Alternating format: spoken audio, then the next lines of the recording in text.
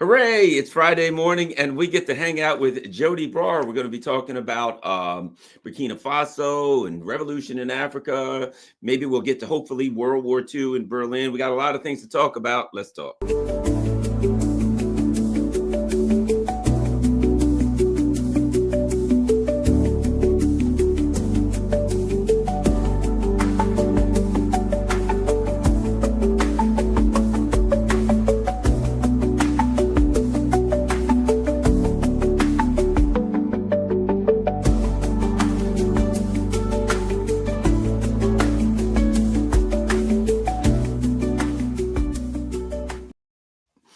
Hello, Garland Nixon here with Joti Brar, and it's let's see here. Oops, my let's see. Sorry about that, but Rumble is not rolling, so that's okay. We're not rumbling today, but that's fine. All right, let's get going.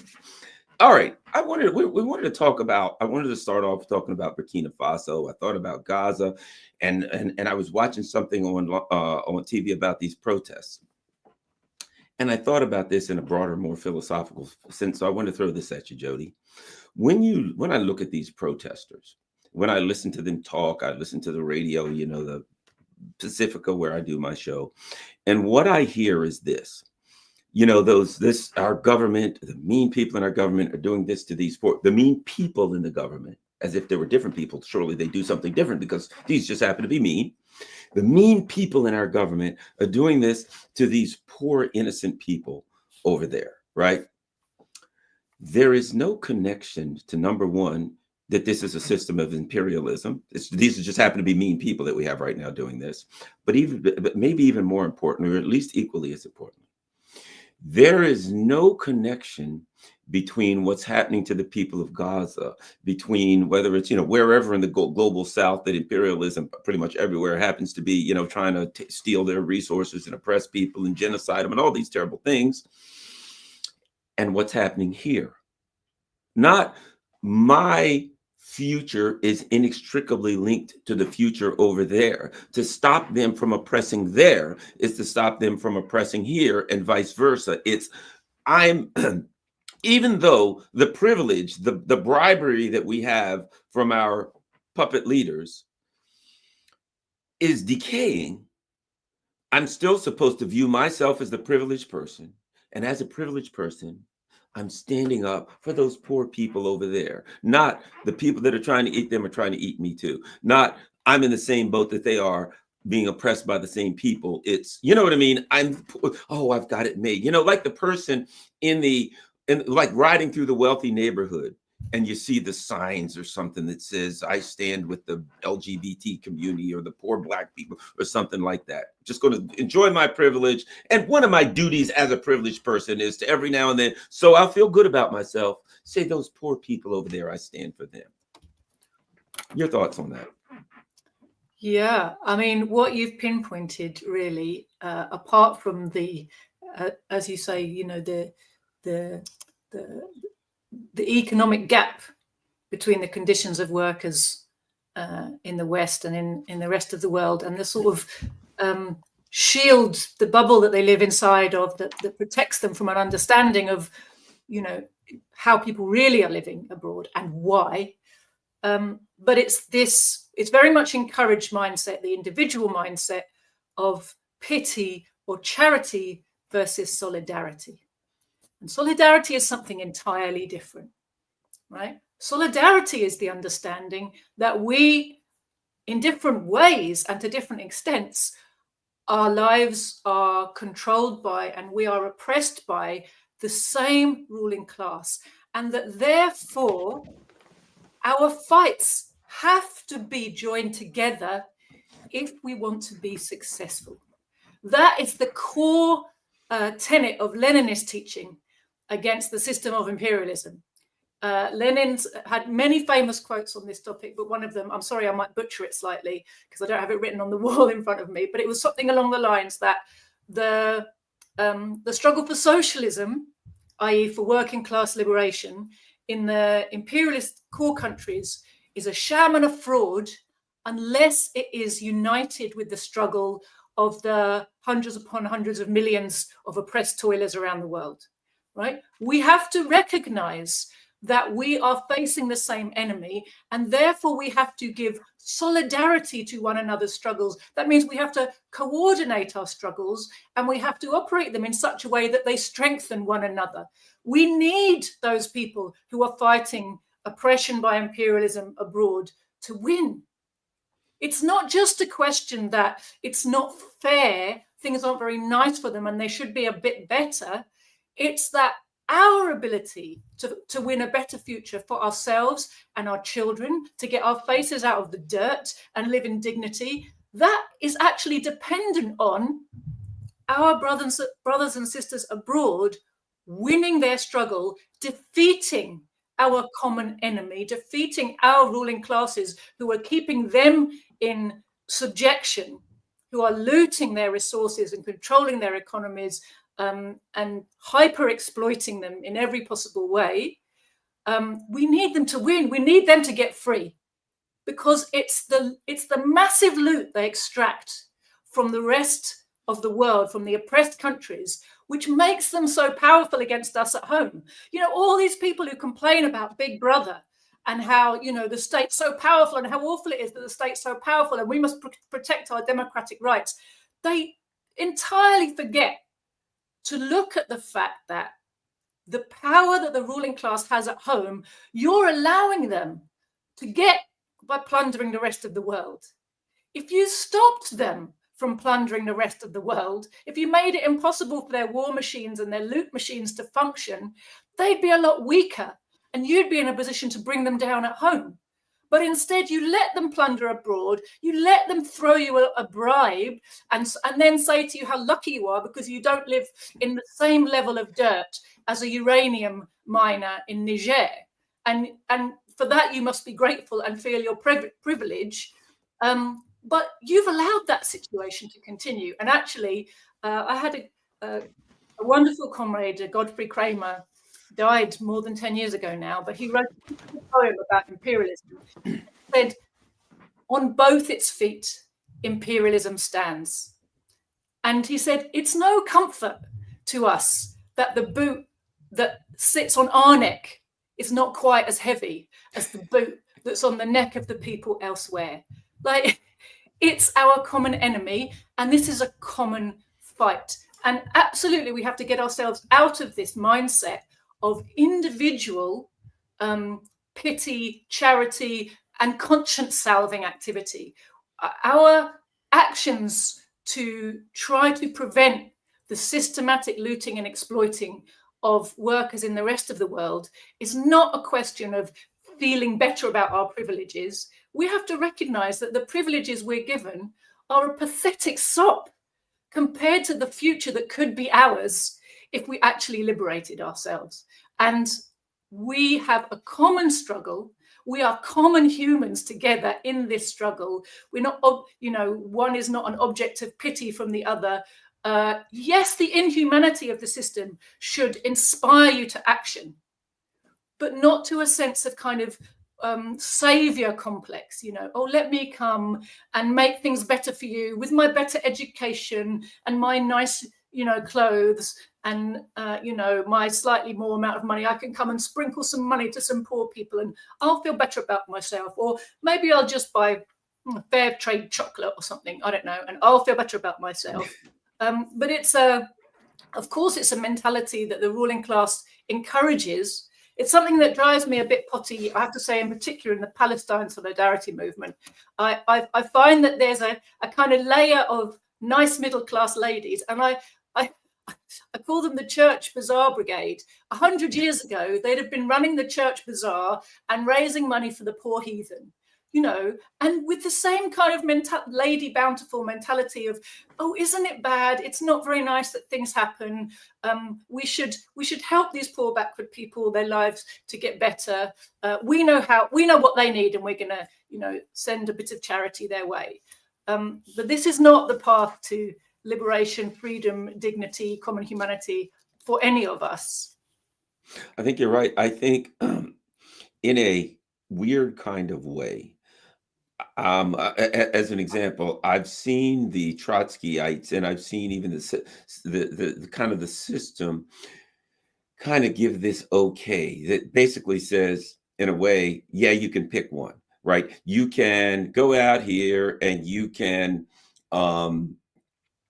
protest Palestine as long as you come back and say, but we're still against Ukraine. You know, we still support Ukraine. It's almost you. If you start digging around the internet, you'll find all of these agents, basically all of these operatives that run with that. It's almost like they're like, well, we know we know that Gaza's a hard one to hold on to, so they're going to be out there, so we might as well go ahead and shepherd them and herd them into this little line that says, all right, okay, fine, Gaza, you can go ahead, we're going to just beat you over the head in any way and probably arrest you, so who cares? We're fine with that. We know what we got to do here, but maybe we can get you, ensure your support for Ukraine, because in a way, all of these are the same fight. You know what I mean? Ukraine, and let me tell you what I mean. And I do want to get the Burkina Faso as a part of that. I don't want people to think that I'm avoiding that, but we're going here through segues. And here's my point. When I looked at watched the May 9th celebration, there's North Korea soldiers marching down the street, which we'll get to in a minute. There's Xi Jinping and President Putin. There's Ibrahim Traore in the back.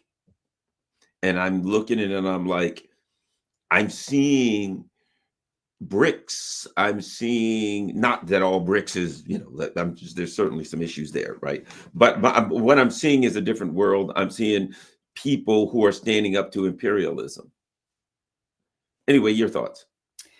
I think increasingly the oppressed, exploited, trying to get free and trying to stay free countries, which I group together as the anti-imperialist camp, are increasingly recognizing what too few of us in the imperialist countries have really fundamentally understood, which is, and it's a famous, lots of people say this, Garland, but I don't think enough people quite mean it or understand what it means. United we stand, divided we fall. Imperialism is in a massive economic crisis right now, and it's getting worse. I just saw news about the tumbling of the stocks of United Health, one of USA's biggest corporations, in massive trouble, and they're not the only ones. I think there's a lot of secret bailing out of all kinds of institutions going on, and they're just printing money and bailing companies out and trying not to let the news really get out of how much trouble they're in. There's a whole lot of stuff going on economically. They're absolutely desperate, the imperialists, to subjugate Russia, China, break them into pieces, loot them, take over their wealth, give a shot in the arm to their system, have a boom time, and somehow stabilize what is right now a very unstable, difficult situation economically, politically, for the imperialist system. They're in a huge crisis. That is what is impelling their war drive. It's not about logic. It's not about what's sensible. It's not about sitting down and sensibly weighing up the odds. Well, probably we're not very likely to win this war, are we? Let's not do it then. They have an imperative that goes far beyond any human logic. They need these wars and they need to win them. And they can't stop the war drive, because if they do, the economic collapse is going to come sooner. So they constantly kick the can down a road and find ways to paper over the cracks and just last them to the next quarter and the next quarter, and hopefully something's going to bail us out before this all goes south. So the whole global economic capitalist system is in a massive crisis. It makes the system weak, but it also makes it dangerous. It's still a very dangerous enemy. The fact that they can print money means they're able, for example, that inflicts huge inflation on the masses of the world, because they are not just affecting their home economies, they're affecting the global economy because they have global currencies, because they're imperialists, right? But they are exporting their inflation around the world, so they're passing on the burden of paying for this money printing to the masses of the people. But that happens sort of in a drip, drip, drip way, where it takes a long time for the masses to get angry enough to really explode. And they hope in the meantime, something will save them and restabilize their system, right? So they're trying to paper over the cracks. They pay for proxy forces with all this endlessly printed money. right? And we see the damage that proxy forces can do. You've got to, for example, look at Syria. The real big lesson of Syria is, despite the fact that the people were basically on the side of the government and they resisted for so long, and the leadership of the government stayed true to the people, the drip, drip, drip of all this printed money to corrupt some of the forces within the army and to pay for this proxy army of occupation, which, let's not forget, wasn't just terrorizing the people, it was helping the USA to bleed the country of its most important resources. So you add all of that up together, you see that imperialism is still a very strong and serious enemy in its ability to make trouble. And increasingly they do it with proxy forces. We talked about this before, didn't we? With the way that they spend money on NGOs and all that sort of thing. Many countries now are increasingly waking up to this fact. And they're realizing that if they want to stay sovereign, if they want to develop an economy that benefits their own people and not just imperialist corporations, they need to take serious measures in their own self-defense. And that means they need to be in alliances. They need to be working together. They need to be sharing their understanding of how you protect yourself. They need to be sharing technological developments and know-how. They need to be sharing military cooperation, economic cooperation, trade, diplomatic cooperation, media cooperation, with all the constant psyops and propaganda wars waged against all these countries. The more they can work together, the more chance they have of surviving. One of the flaws that was identified, it's still unclear a lot of what happened in Syria, but one of the flaws that was identified was Syria's, I guess the Syrian government's or leadership's inability to really see how fragile its position was and how it needed to rely more strongly on the most reliable anti-imperialist elements of the people around it, and to be very wary of those elements that are known to be proxies for imperialism. The desire, I think, for getting back to normal and rapprochement trumped the experiential understanding that the people you can rely on are the people who have stood up to this type of thing for a long, long time, like Iran, like Russia, not like Qatar and Saudi Arabia and countries like that, right? So this is a very serious lesson for everybody. And what's wonderful is to see countries like Burkina Faso, DPRK, of course, didn't need teaching this lesson, but it's very much in a position to offer its expertise to countries around the world. In fact, I think a lot of people probably don't realize, but I think it's pretty well understood by those who pay attention, that the Middle Eastern proficiency in tunnel warfare has its roots in DPRK know-how. So they've been helping those who want their help for a long time. But the numbers of countries now that want help from North Korea, that recognize that the DPRK has something very serious to offer them, and who recognize, as the DPRK has always recognized, that international solidarity is key to the survival of any anti-imperialist or socialist project. Absolutely, absolutely key. And the North Koreans have always acted on that.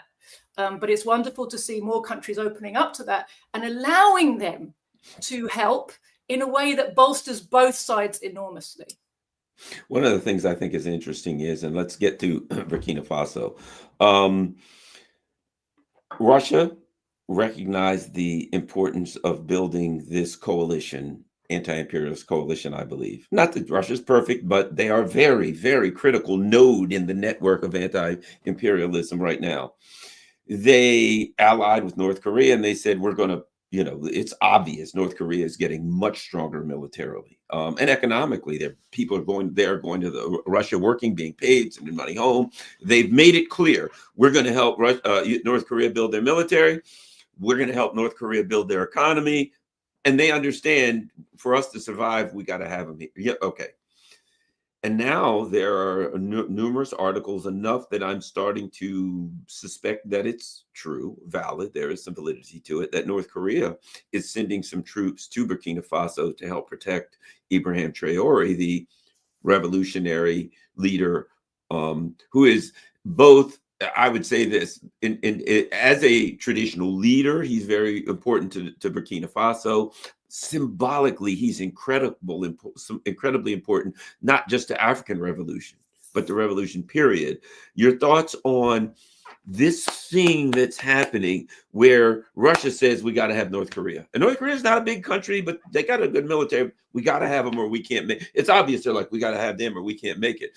And then North Korea looking all the way across the other side, way over there. Hey, look, you know what? We got to keep this guy in. It seems to me kind of a recognition of the necessity of a coalitional alliance. Anyway, your thoughts on all of that?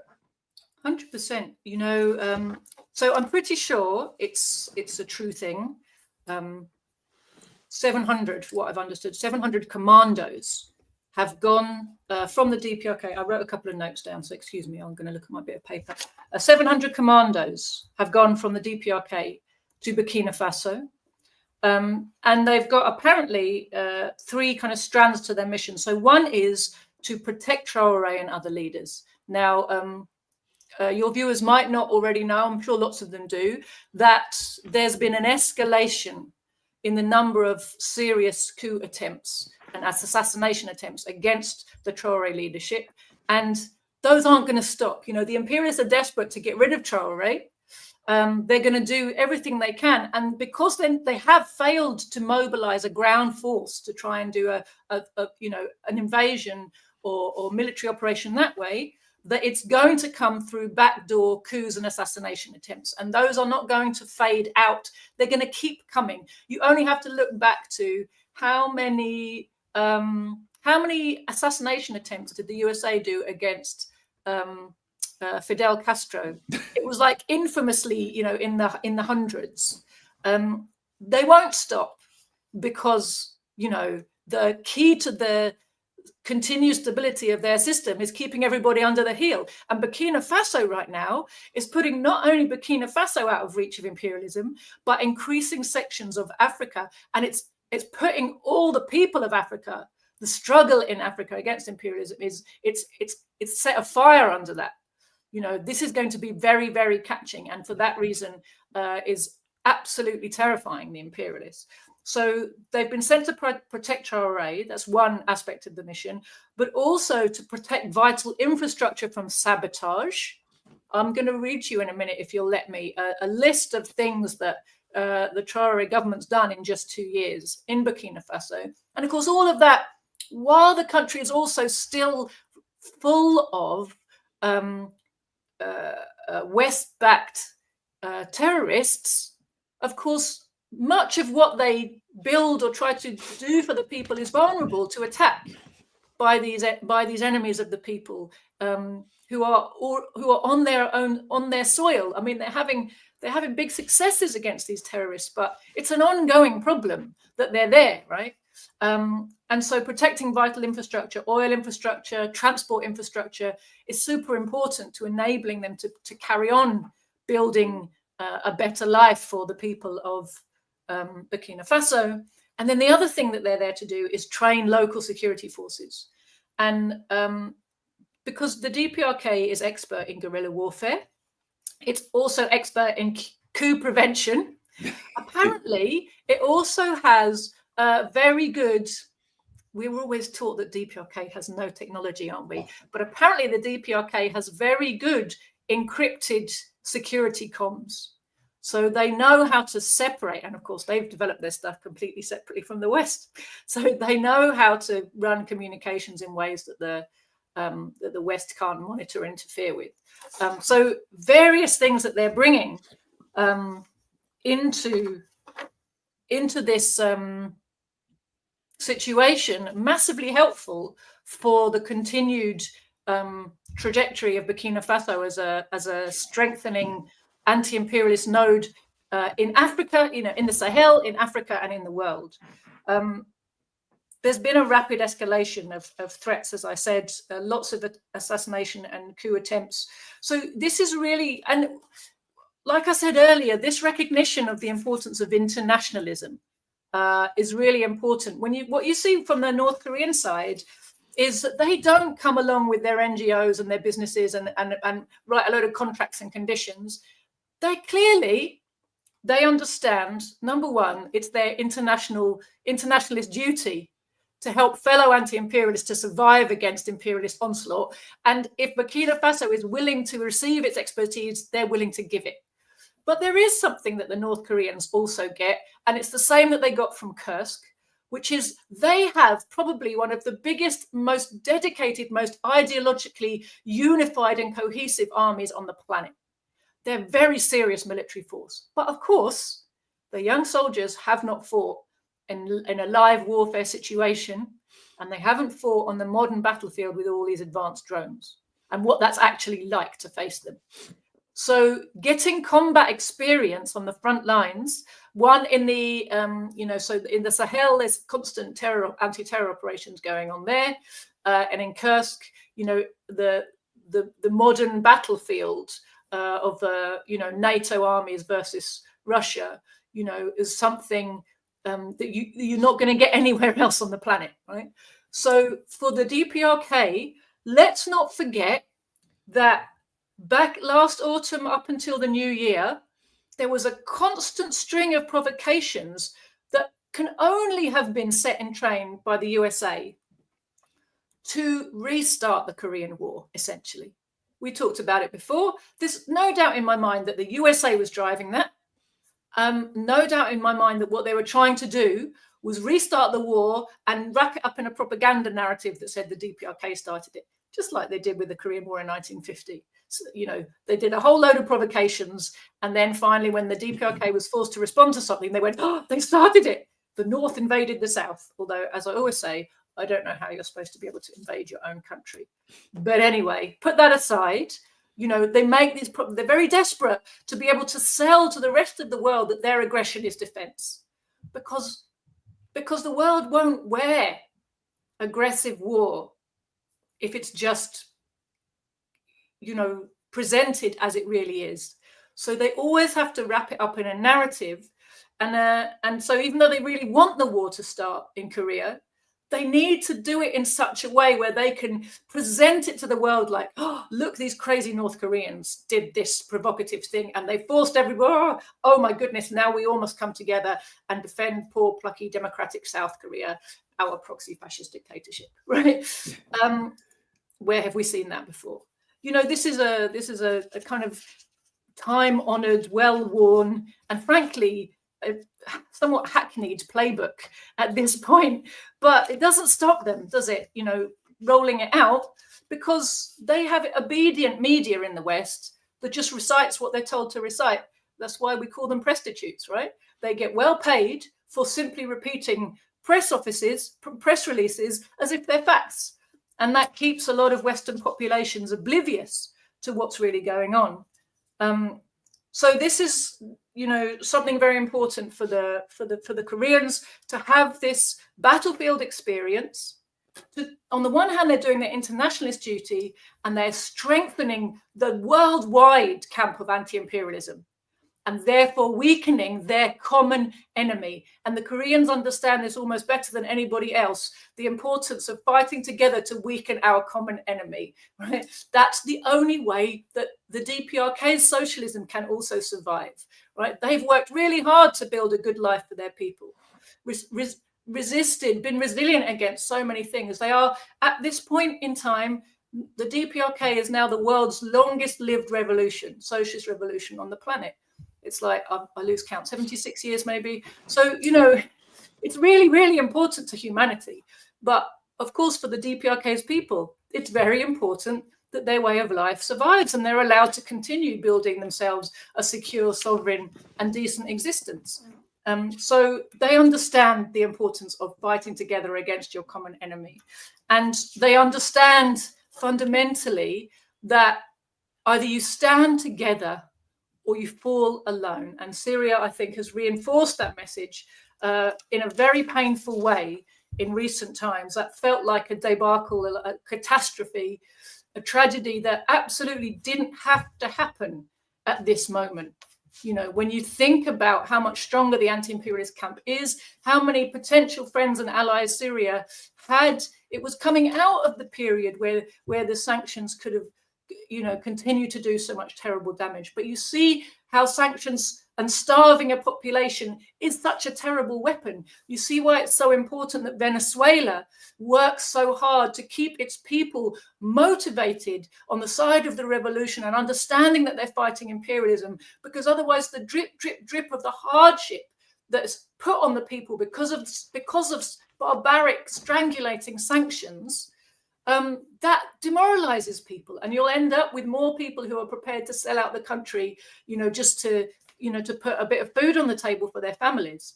You know, the fact that, you know, when Syria collapsed, the proxy forces were being paid like, and these are, you know, scum dragged off the streets from all over the world, and given a license to commit any crime, and given a gun, they were being paid like, you know, $2,000 a month. And then you have members of the armed forces of Syria bravely, patriotically standing up for their people and their country year after year after year, and they're getting, you know, less than $50 in a month, you know, and it's harder and harder and harder to survive. Their societies crumbling around them. You know, there were opportunities that were coming to help get Syria out of that. And it's super just horrible to see what's being done to Syria now, and how totally that could have been avoided, you know, with a bit more recognition of the danger and a bit more serious working around with other allies who are genuine anti-imperialists and not people who come with their hand out in front of them and their gun behind their back, you know, the false friends of the Arab states. So let me just come back to my notes quickly. Yeah, so something else I saw that the Koreans' job is to really help Burkina Faso to build a strong national defense system. So this is something the DPRK has huge experience in, something that's very, very important for Burkina Faso now. So just like in Venezuela, they are in the process of reshaping their army. Because again, you know, they've inherited an army, an intelligence service, a media service, all kinds of institutions which were shaped and built to serve imperialism. They weren't shaped to build Burkinabe sovereignty. And so in order to build a sovereign project, a sovereign country, and ensure its survival, they've got to reshape all these institutions. And part of what the DPRK, as I understand it, is bringing is expertise in this field, how to set up much more secure systems which answer actually to the government, you know, how you make sure that the people in important places are loyal and not secret agents of imperialists abroad. This is, you know, this is a critical moment for the survival of this project. And if it can survive, it's going to have huge ramifications. It's already having huge ramifications, and those are going to get bigger the longer it survives for, and the more it's able to do for its people. So I think this provision of these commandos and these expertises, various expertise to the Burkinabe government, is fantastic act on the part of North Korea, which should be welcomed by every sane anti-imperialist person on the planet. It's a truly wonderful development, but it gives us, you know, it gives the anti-imperialist camp another kind of strengthening underpinning that is going to be super important in this coming period. And I guess if you have time for that, I don't know if you want to hear a kind of list that I found on the internet of like just a kind of top line list of things that have been achieved in Burkina Faso in the last year. Yes, I'd love to hear it. Is that all right? I'll just read it to you.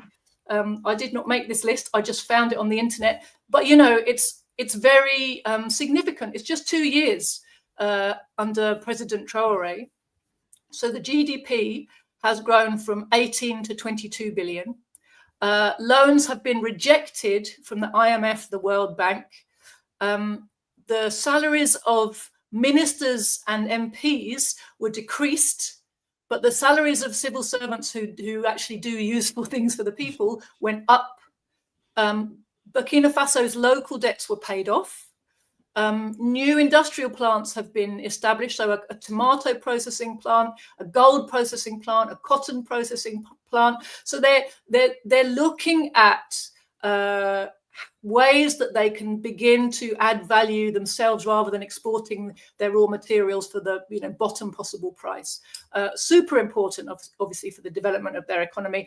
Something I saw a figure somewhere else, something like they got a project to revolutionize and mechanize agriculture, to which they have planned to commit $1 billion. So they're really trying to modernize the country and up the level of production so they can feed their people and they can also build modern industry, right? So they've set up a whole load of support centers for cotton processing to help local cotton farmers. And they've done things like, they've been distributing tractors and all kinds of machines and vehicles in the countryside to boost production for farmers. They've done kind of a lot of, what would you say, kind of decolonizing acts. Like, for example, it sounds funny, right? But they banned the wearing of British legal wigs and gowns in local courts. Who knew that was still going on in Burkina Faso, right? But it affects people's mindset, doesn't it, on what's right? So they introduced their local clothes. I always thought it was weird in these African countries, seeing a bunch of Black people with blonde, white powdered wigs on, and it's like, that's the symbolism of what's on top of your head, what's on top of your mind, this crown you're wearing of blonde, white powdered wigs. Always thought, can't they see a problem with that? But of course, no, it's been hundreds of years drilled into them. I think, here's something. It shows that Traore understands the power of symbolism. It's powerful. Sorry about that. Go ahead. No, absolutely. But it's not just a symbol, is it? It is and it isn't just a symbol, if you like, because the way that the legal system operates kind of tells you that it is or isn't for you, right? And very much the sense that, not only they speak in this weird language you can't understand, but they dress themselves up in these strange, arcane. I mean, it's arcane in Britain, where it's just, from several hundred years ago. It's a sign of a different class of people from a different period of history. There's something very odd about the fact that they still do it. But the state likes to mystify these things for British people and make them feel like it's sort of separate for you and something you'll never understand. But bringing those symbols into an African court is a double removal, isn't it? Because it's not just removed in class and time, it's removed in culture as well. So it very much says your culture is not capable of producing a legal system that will work. You need to import ours and follow our rules. And that means essentially what you're saying is we're not capable of governing ourselves or running our own society. So it's a very important, not just that it's like a symbol, but the whole message that goes with that symbol is a very important one, I think. It's easy to dismiss this as just a change of outfits, but I think it's a change in mentality, and it's a change in the message you're giving to your own people about themselves and their agency and their capabilities as a people. So on top of that, this is something that really tickled me. His government's constructing new roads, widening existing ones, and upgrading gravel roads to paved surfaces. Now, correct me if I'm wrong, but I used to hear from Caleb Maupin that in the USA they were ploughing up, breaking up concrete roads in tarmac roads, metal roads in various parts of the rural America because they don't have the budget to maintain them anymore. So there's bits of the richest country in the world where the road network's being sent back to dirt. And here we have Burkina Faso, one of the poorest countries in the world, embarking on a major project of metaling rural roads to upgrade their infrastructure. Well, you have to add this. If you look historically at the move to original policies to build all of these superhighways and roads all over the United States, you know what the justification was? Military. They did it so they could move military stuff all over the world. So even when they built the roads in the first place, it wasn't like, the people need to be able to drive on paved roads. It was, if we want to continue this brutal imperialism all over the world, how are we going to move tanks and stuff all over the place? We need roads if we're going to be imperialist. And, the people can drive on them too. What the hell? We won't ban them. But, we're not. And now, as imperialism weakens, they're like, well, we don't need the roads. I guess we're going to do ships and subs. So what the hell? We'll go back to dirt roads. I guess soon we'll have horses and buggies. That's the direction we're going. It's insane, isn't it? And you really see the absolute parasitic nature of a system where on its own turf now, the imperialists can't be bothered to maintain vital infrastructure because, and what that shows you is, they do all this talk about bringing jobs back and bringing industry back and all of this, but they are not doing anything to change the education of the people to make them able to run modern industrial plants. We don't have the kind of personnel who are trained for those type of jobs anymore. And they're doing nothing to bring back the infrastructure that you would need. A modern industrial economy, it's not one factory. It's a whole load of different types of production, and they've got to be connected to one another efficiently, and supplies have got to be able to be moved around between them and then to ports or to cities or to wherever. Britain was built during the Industrial Revolution precisely to solve those problems. We got railways. First we got canals, and then we got railways and roads that actually work because of the need to reliably ship heavy goods long distances around the country and then out of the country, through the ports. And the whole system was built up around the needs of industry and, of course, profit making, but, it happened to work, right? And then after World War II, there was this whole kind of message sold to the people that, we're doing all this for you people. But what's been noticeable is, since the fall of the Soviet Union, all of our infrastructure has been privatized, and we were told that would make it more efficient. And in fact, what happens was it's been turned into a way to they get subsidies from the government and they get subsidies from the users, right? Because our prices go up and up and up. The service goes down and down and down, what they deliver for what you pay them for. But they're in a monopoly position. You can't shop around for who you get your train ticket from if you're going from, Euston to Glasgow. You get it from who you get it from, and you pay what they're charging. And that's how it is. And it's like, the water companies charge insane amounts of money. They throw sewage into the seas and the rivers. They let their infrastructure crumble. There's leaks all over the place. And then they tell us we're not allowed to, turn the taps on because there's a shortage of water because it's leaking at that. But we don't get to choose what our water bill is or who we get our water from in each area. There's a monopoly. It's just a tax on being alive, right? And they're letting it all crumble. All of it is, it's a constant source of outrage to people, how much they're paying for something which is totally crumbling and not delivering anything except profits to shareholders. And this is, we see this increasingly in the imperialist countries, that they're only interested in making a fast buck for the next quarter, and how they do it, they don't really care. And the fact that long term the whole system is crumbling around the edges, they don't really care. Can I keep bringing in a profit for the next quarter? Yes, okay, problems all solved then in that case. We find out with our water companies, for example, sorry, going off on a tangent here, but the symptoms of decay at the center of imperialism, I think, are really important to understand. A lot of companies in Britain now, they're not really turning a profit.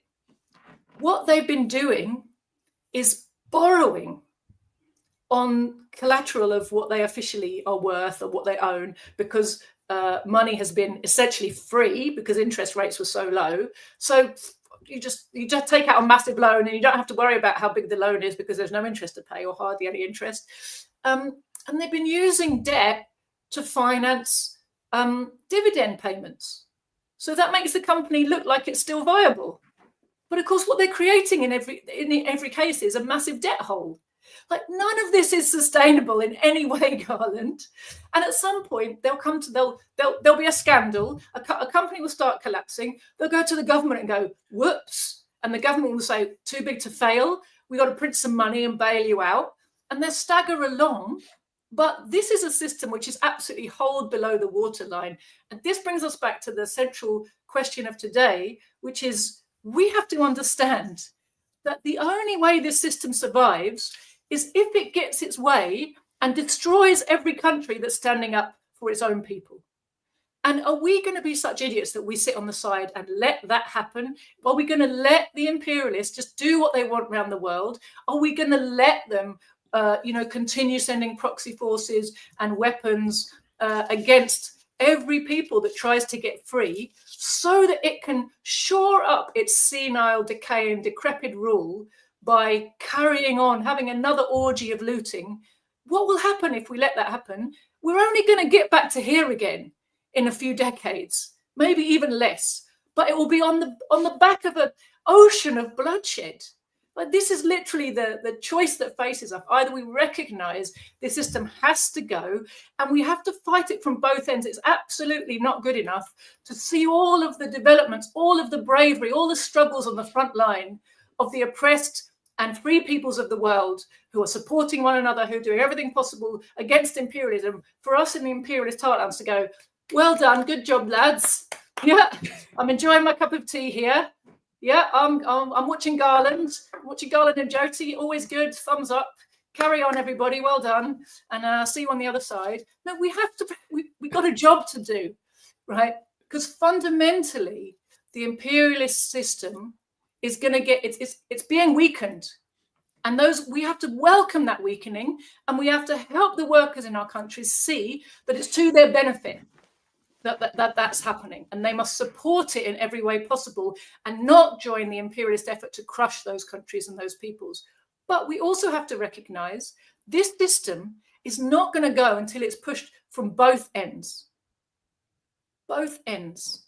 There has to be organized rebellion here, not just weakening of the imperialists from abroad. It's not just going to quietly subside. These people, these imperialists who rule the planet, or so much of the planet, who loot the planet, they sit on oceans of capital. And they use that to very good effect. And we have to stop them being able to. We have to take it off them. That's it. That's our job. We just can't sit on the sidelines and go, oh, well, they're so jolly big and powerful. It's just a bit of a difficult job. And this little bribe I've had to keep me quiet, that's enough for me. Like if you don't think of yourself, think of your children, think of the future we're heading into. If you just sit on the side and refuse to play your part, I just don't think it's an option in this coming period, Garland, to just sit on the side and say, oh well, I wish it was better, but it isn't, and what can I do? Yeah, that's a good point. That's a very good point. The other thing I wanted to talk about, since we only got a few minutes, but I do want to bring this up, and that is, recently I'm watching one of these lunatic Nazis in the EU say something that when on Victory Day, and they said something like, "Yes, that was a day where armies laid down their weapons."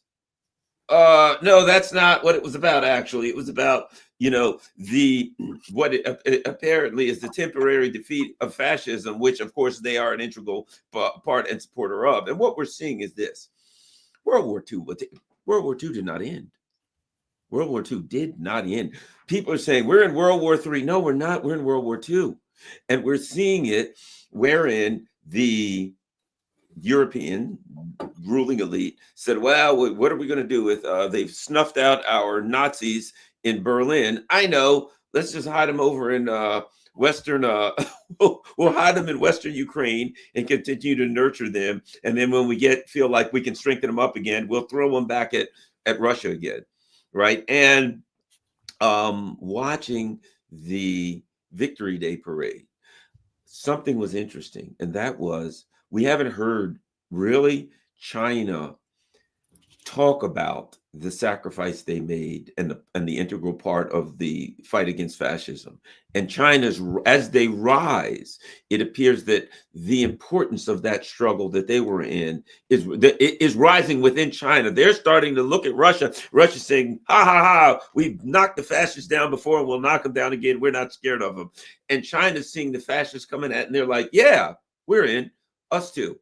You know what I mean? And as you see North Korea, to see China, and this was to me critical, that China understood their part of World War II and their continuous part of World War II. And they allied with Russia before, but not as officially and not as much as an integrated partnership as now. Anyway, your thoughts on the importance of Victory Day, what we saw there, and what you picked up from it. So there's a lot of different aspects of what you brought up there, Garland. One thing regarding China and the DPRK, World War II, of course, during World War II, China and the DPRK were both occupied countries. They were occupied by Japanese imperialism. So they didn't have like a national role in that sense in the Second World War as a country. They hadn't yet made their revolutions. They were in the process of a national liberation and then a revolutionary war. So the People's Liberation Army of both countries played a huge role.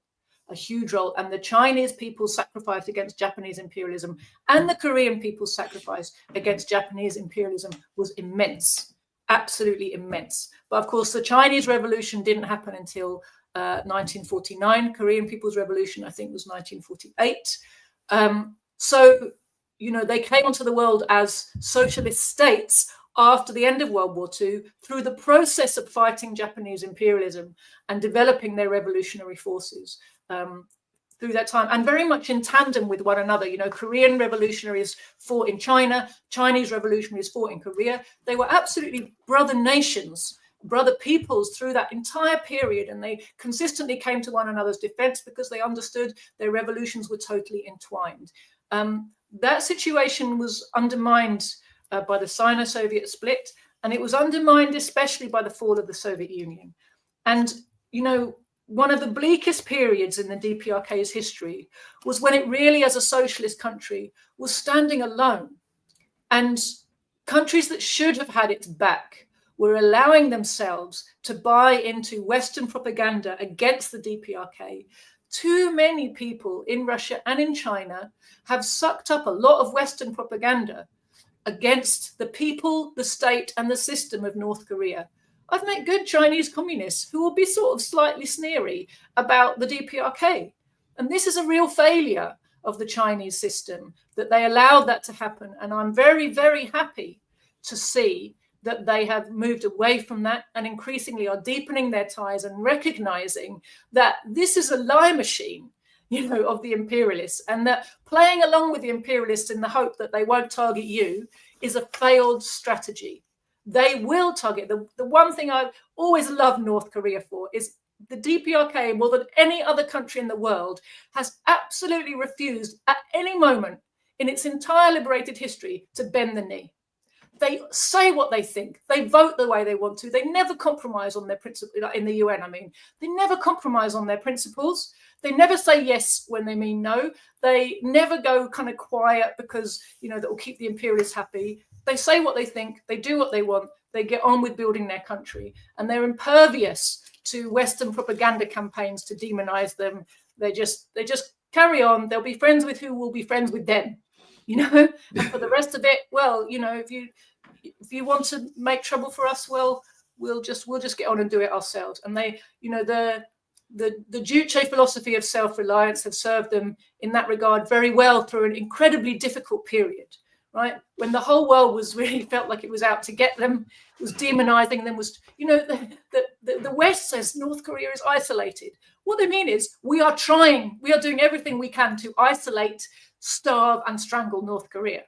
And the wonderful thing is to see that the total failure of that mission and the increasing welcoming of DPRK's experience, abilities, integrity into the family of anti-imperialist nations, a deepening appreciation for everything the DPRK has to offer. I think it's a wonderful step forward for all of humanity to see that happening. And Victory Day, just to come back to your actual question, you know, this ridiculous idea that World War II was the end of the fight, it's totally ahistorical, isn't it? anybody who knows anything knows that NATO, the USA was occupying half of Europe, and it never stopped. It cemented that occupation and built its bases all across Western Europe. It set up its Gladio, and stay behind operations to try to control the workers, not just to bring down the socialist countries, but to control the workers in Western Europe and make sure they didn't embrace socialism, right? That was the main purpose of NATO, seems to have been really to wage class war against the working class peoples of Western Europe. And they were very successful in doing that. They had the help of comprador and, bourgeoisie, all the bourgeoisie of the imperialist countries, because they also didn't want to see socialism. So it's a united effort. But the Cold War was never cold, right? We didn't have bombs falling on Western Europe during the Cold War. Okay, great. But bombs, NATO bombs were falling all over the world.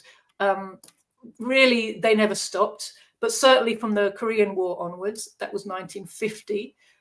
That wasn't a very big peace gap, was it? And the devastation inflicted just during the 3 years of the Korean War is horrific and horrendous. And the fact that people can sort of, even that one conflict, sort of somehow wipe it out of their minds. For 4, 5, I hear different numbers. I always thought 4 million, but I've heard Koreans saying 5 million Koreans killed in those 3 years. That's a genocidal warfare. They dropped their Agent Orange napalm type bombs all over Korea. They, even after the official end of the Korean War with the North, in the South, their war against the workers continued, bloody and brutal. There were so many massacres of communists in the South.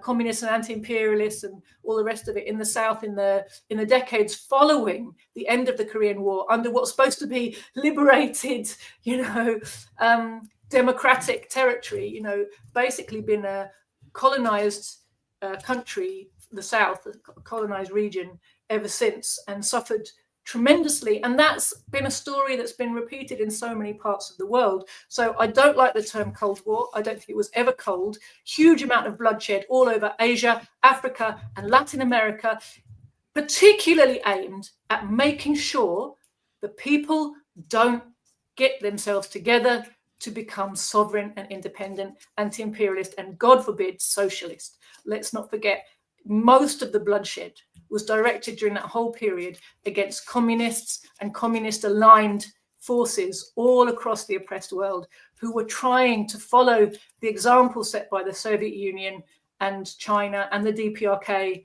and get themselves truly sovereign.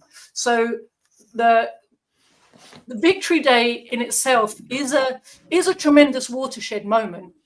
And one of the things that you can never take away from that, no matter how much historical revision they do, no matter how much they try to saturate us with anti-Stalin and anti-Soviet propaganda, what May the 9th, Victory Day, is really all about is the triumph of the socialist system over the imperialist system.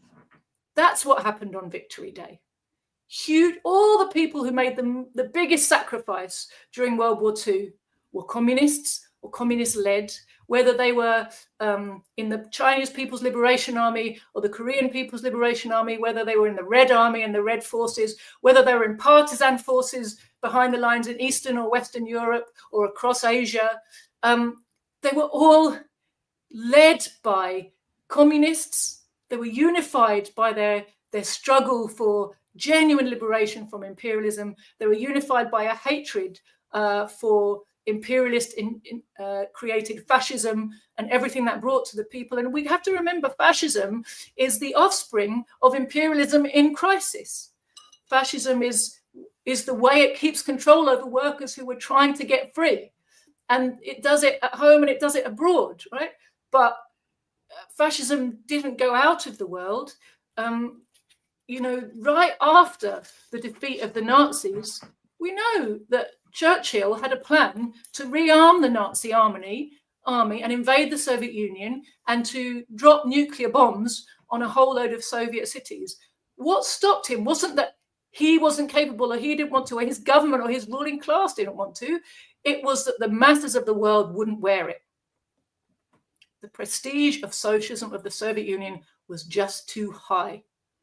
And then the Soviets got the bomb, and that avenue of just, we have super. So when they feel they have military supremacy, they use it. And that's also one of the things we have to learn is the importance, for as long as there is imperialism, then the more countries that have high level of military technology, the better for the masses of the world. You've got to be able to stand up for yourself. You've got to be able to strike back.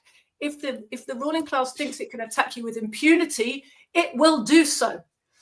Just a tiny little side note, and I'll stop talking, but it did make me laugh to hear about pilots who've been involved recently in trying to bomb Yemen into submission. Now, these are pilots who've spent 20, 30, or however many years bombing all kinds of countries around the world with nobody ever hitting them back. And they feel like that's their job and that's their right, their God-given right to go around the earth and discipline the world's people with their bombs chucked from, 2 miles in the air. A bunch of pilots are now having to get counseling because of the trauma of being shot back at by Yemen. Well, and there's a major discussion in the United States, and the discussion is there's a huge faction that wants to go to war with Iran. In other words, attack Iran. But the big discussion that what's stopping them is because Iran has the conventional ability to deter that. Their deterrence, the idea that, yeah, you can do that, but the price is going to be really, really high. And it's exactly what you said. The only thing they understand is you point a gun to them. If they point a gun at you, if you can point a gun back at them, that makes them jumpy. Let me just show this. I like to show this a lot of times to people when you talk about the US's and the West's support of fascism. This is a building that sits today, right now, on a naval base in San Diego. Coronado's swastika-shaped building. Right now, San Diego, California, this is a building. Now, there was a discussion, a big argument that they didn't realize that it looked like the obvious that it looked like a swastika. That was an accident. They were just building, whatever. And my God, how'd this happen, right? So there was a deep dive. And what was on there? You go. Who would have looked at that and thought that could have been a swastika, right? Built in 1968. So what was unearthed was the original drawings. Now, certainly, whoever signed off on the original architecture drawings could have never, ever suspected that would look at, oh, wait a minute. This is the original drawings right here. Location of new barracks. Looks nothing at all like a swastika. There you go. Signed off by Admiral so-and-so, Naval Amphibious Base, Coronado, construction of barracks, blah, blah, blah. And there you go. What year is that? What's that? What year was that they 1968 it was built. It's still there. It's sitting there. And it looks just like that today. This is it. This is Coronado. This is the base. California. Sitting there, and here's the original. See, this is the original drawing. So, because their thing was, well, we didn't think it looked like that. It was, my God, swastika. Who could have possibly said that? The original drawings. That's it. Location of it. You're going to tell me in 1968, 23 years after the end of World War II, that an admiral, that all kinds of people involved looked at that and nobody said, hey, I think that kind of looks like a swastika. And now there's the article. Coronado's swastika-shaped building. So I'm just saying this idea that, these people don't support. And when we see I call them the Nazi princesses in Europe, Kaja Kallas, Baerbock, von der Leyen and all of that. When you look at them and the idea that it's an accident that they're bringing in all of these people whose grandparents and parents were members of the Third Reich, none of it's an accident. They know exactly what they're doing. And they are, in fact, Nazis. Just on that point, I mean, I don't really know what to make of the building. I think it's kind of speaks for itself. Let's just say that. I think it's important to realize that fascism, the naked terroristic dictatorship of finance capital doesn't depend on uniforms or swastikas. It's not about symbology. The essence of it is something important. But when you talk about these Cariacalis and tell me if I forget all their names. All these various von der Leyen. Yeah, that's it. Von der Leyen, yes, definitely, she's one of them, isn't she? All these various people who are descended directly from Nazis. Again, you know, you could be descended from a Nazi and not be a Nazi. I'm sure plenty of people are. But the point is, there was a certain ideological core of that movement who were deliberately preserved. And this type of, so we tend to see it as a kind of all-powerful planning regime, but I don't think it's quite that impressive as it makes it look like. Because if there hadn't been counter-revolution in the Soviet Union, these people would not have been activated. But coming back to the fact that imperialism has all this money, they always consider it to be worth their while to keep proxy forces on ice, just in case. And they're always waiting for an opportunity. Now, whether or not the opportunity comes along is something else. It might not have done. It's not like, oh, they planned everything. It all came out how they planned. No, they got their opportunity and they activated their forces. And I'll give you another example. It's the Dalai Lama. The Dalai Lama is a CIA asset who lives in India and gets a stipend of so it's probably more now, $200,000 a year for him and his mates to live in some compound in the north of India. I don't know why the Indians put up with that. And it's because they've allowed themselves to be an anti-China force, clearly. But the whole function of the Dalai Lama is, number one, to present this image of Tibet as oppressed, and, you know, regularly trot him out to do press releases about how lovely the Tibetan people are and how China's, you know, killing them all. You know, massive reversal of the truth. If you read anything about how the revolution came to Tibet and how the theocracy of Tibet treated the peasants for, you know, 1,000 years before the revolution, you'll learn something a little bit different from the Western narrative about the lovely Dalai Lama, right? But put all that aside, he's there as a CIA asset to be activated. At the moment, there's an opportunity to try to retake Tibet, cut it off from China, and turn it into a Western proxy state, right? So they keep him and they keep a bunch of people around him. It's a just-in-case payment that they're happy to make because they sit on an ocean of bloody cash, you know, and they do this all around the world. They did it with Nazis that they pulled out of all of Eastern Europe. They rehabilitated them, they gave them homes, and they gave them cultural grants. We have a bunch of these fascist Ukrainians in Britain. After World War II, they were brought here and they were rehabilitated as just nice Ukrainians, but they were given a stream of funding to keep their traditions alive.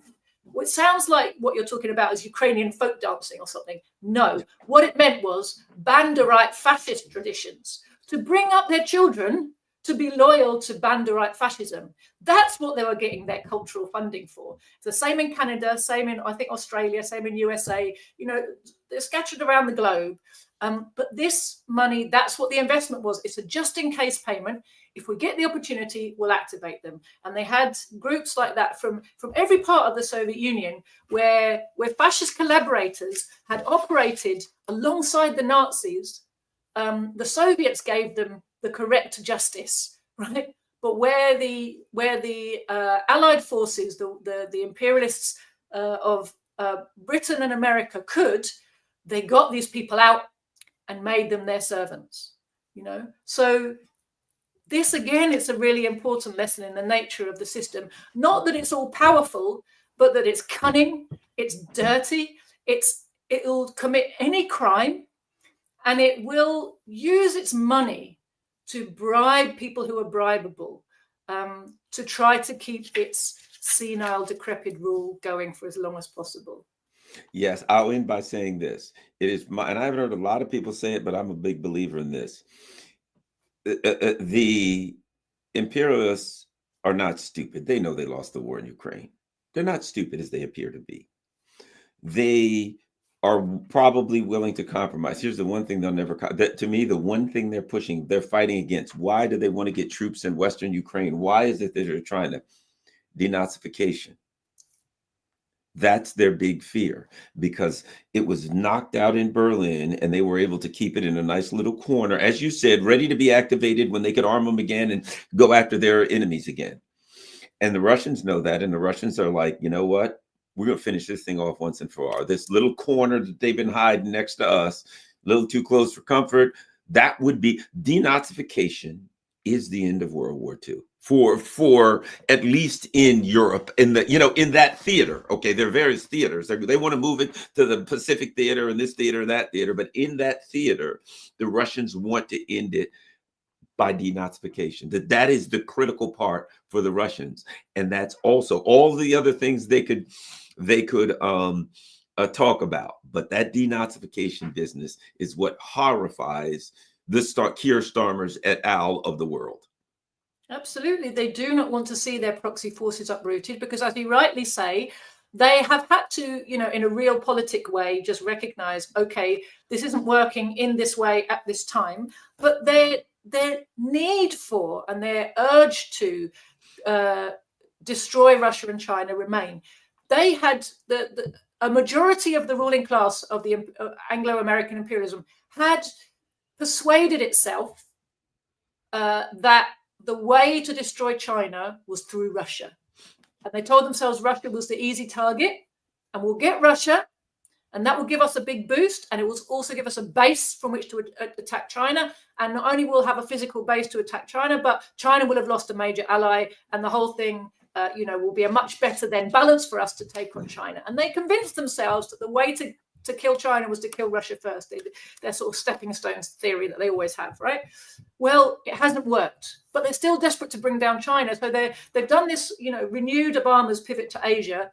They're renewing their pivot to Asia, the USA in particular, but they're desperate to keep the war either simmering on a low level or in a state, if it's frozen in a state that they can reactivate it when they're ready, right? They want frozen like frozen in Korea, right? Where they're building up their armies on the other side of the demilitarized zone all the time, where the other side is their proxy state, right? Where it's a constant threat and a constant pull on the resources and the activity of the people in the north, where they're never safe, where any war exercise that happens in South Korea might suddenly launch nuclear war against them. They never know. And there's more and more and more nuclear war exercises happening in the South all the time. There's like 30 a year at the moment. It's something insane, right? And every one of those might be the real thing, right? That keeps the country on its toes, right? It keeps them having to spend a lot of time, energy, money, resources. So they want to do that to Russia. They want to sap its strength, take a lot of its energy and attention to the Ukrainian border. And they want to keep their proxy forces in a state where they can come back, rearm them, reignite the struggle, the fight against Russia when they're ready to do it. Having, they hope, in the meantime, decapitated and destroyed and started to loot China. That's the fundamental goal is the same. We didn't move from, and just to come back to the very first thing you talked about, people, nice people and nasty people. It's not that Joe Biden was nasty and now we've got Donald Trump. Joe Biden liked war and Donald Trump likes peace. Total nonsense. US imperialist ruling class had two servants, and it switched out one and put in a different one, following a different tactic towards the same aim. But the aims haven't changed. The imperialist system is the imperialist system. Its need to loot, to make war and to loot, to try to get out of the crisis that its own system has created, cannot be taken away, and has nothing to do with personalities in the White House or in Downing Street or anywhere else. Thank you very much, Joti. Tell everybody where they can find you and all your good works online. Thank you. So I have a Telegram channel. It's just my name, Joti Brar. If you go to that now, you'll see a little video that I found earlier today about the presence of North Korean troops in Burkina Faso, which I found very interesting. So I've posted it there. My party has a Telegram channel, The Communists, like our website URL, thecommunists.org, communists with an S. We have a YouTube channel, Proletarian TV. We're across all the other social medias as well. But if you come to our website and to Proletarian TV, those are the best places to get, real useful analysis. And in particular, on our website, there's a Marxist education program. I encourage people to come and find that and start their journey in getting properly empowered and educated. Thank you very much, Joti. Okay, everybody, we're about to go. Don't forget, share this on all your social media platforms. Follow me on Rockfin. Follow me on Rumble. Follow me, of course, here on YouTube. Subscribe, like, and all that kind of stuff. You see all the Patreon and buy me a coffee if you're of a mind to do that. And of course, I now have my PO box there. So if you want to write me a letter, if you want to send me a book or some kind of anything that, I got a whole file full of letters that I'm getting for people. I'm reading them. I'm responding to some of them. It's great. And the important thing you can do is share this video on all your social media platforms. Thank you very much. We're out.